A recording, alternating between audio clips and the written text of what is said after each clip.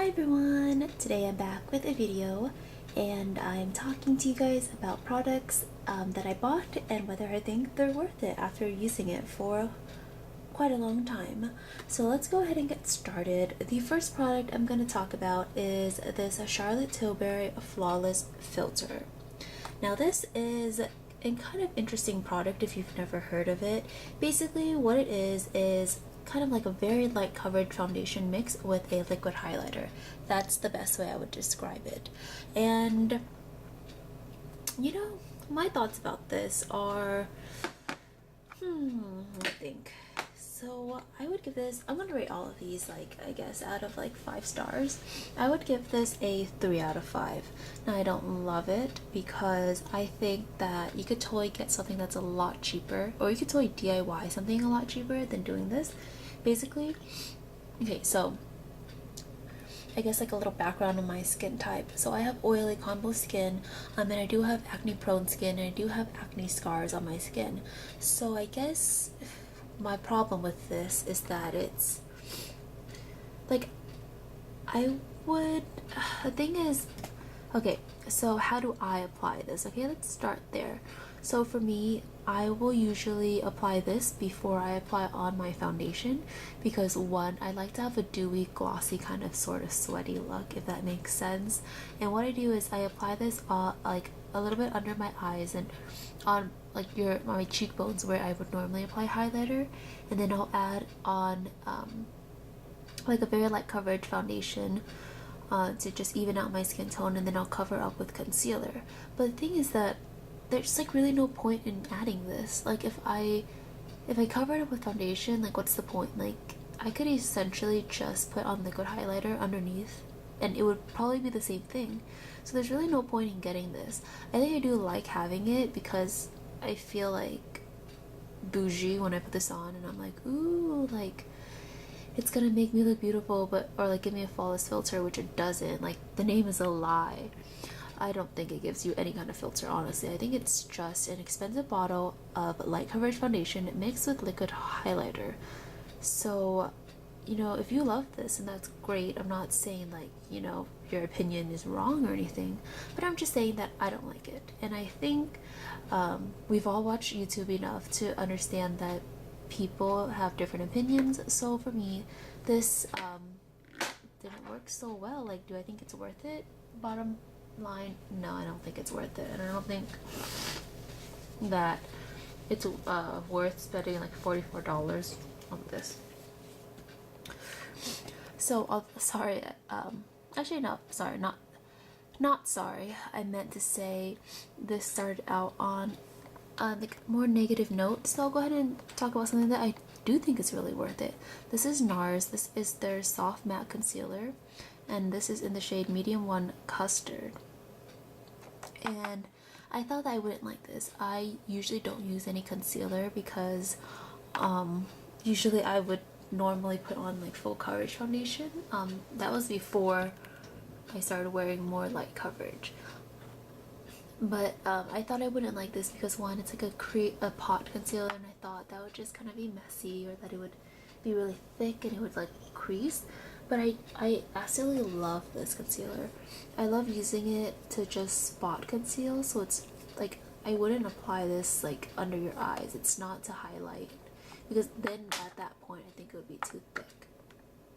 You can see, so I've had this for a few months now, and I'm kind of barely made a dent in it, and I use this a lot. Like I will probably use this every single day or anytime I put on makeup.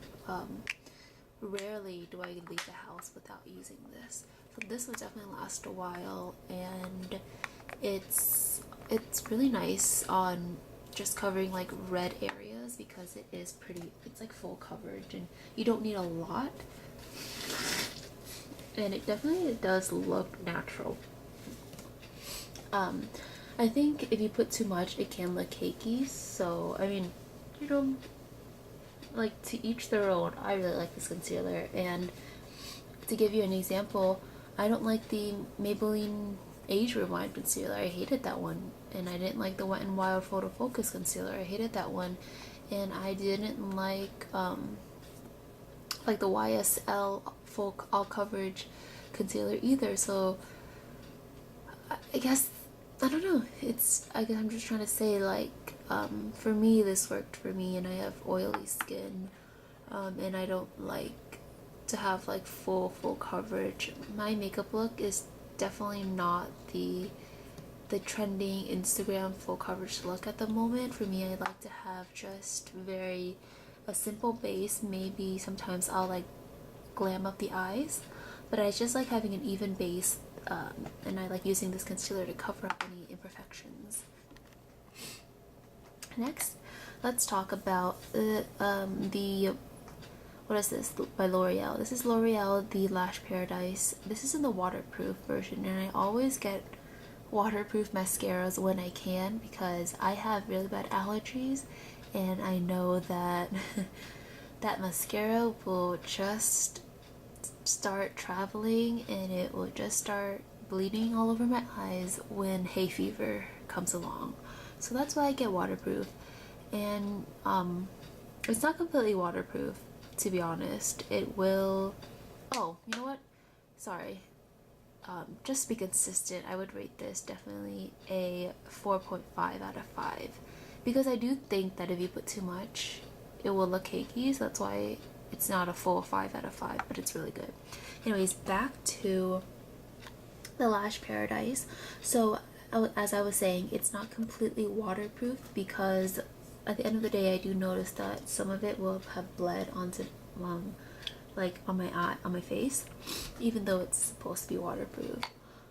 But I do like it. It is very similar to the Too Faced Better Than Sex mascara, and it's like what, half the price, or like a little bit more than, it's like what, 60% cheaper.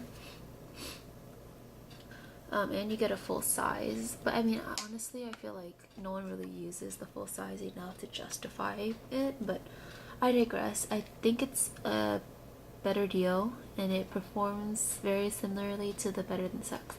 Although I can't compare it to the waterproof Better Than Sex because I don't remember how that one, if that one bled or not. But if you're debating between like this and the normal Better Than Sex, then yeah, I think they're the same in my opinion. I don't really see a difference. I would probably give this a 4 out of 5. Next thing I want to talk about is this beautiful highlighter palette by Flower Beauty. If you haven't heard of Flower Beauty, it's a brand by Drew Barrymore, and I feel like it's kind of catching attention, which is great because I think she does have some pretty good products, including this one.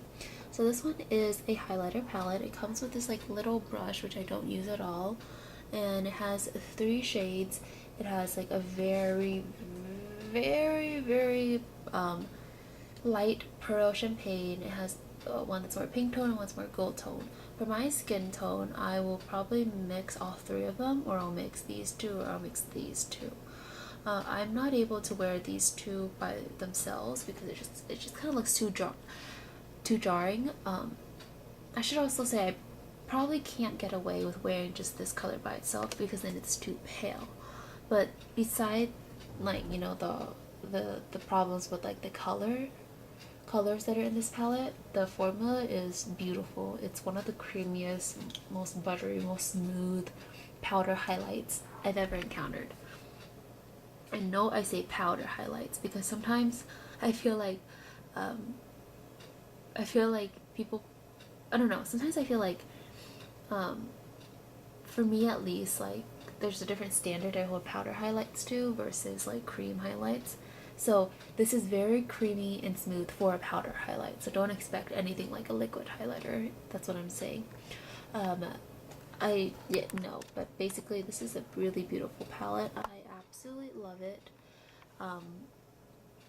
It's perfect. I hope that the brand comes out with more shades because I think it's beautiful. And this one definitely is a lot better than her holographic. It's a lot better than her holographic highlighter palette. That one sucked. I don't know what went wrong with that like powder formulation, or that formulation, because it's not as good as this. This I definitely would give also a 4.5 out of 5 because the colors are a little off for me.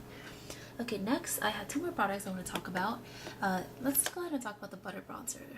feel like everyone's heard of this by now. This is the Physicians Formula Butter Bronzer. It's a powder bronzer that is very popular, and to be honest, I do see why it's popular, because it's kind of like a universal shade and it smells nice and whatever, but I don't think it's anything special. I feel like I would find like so many other bronzers that would replace this. So I would actually give this a 2.5 out of 5 because, one, I do think it performs okay.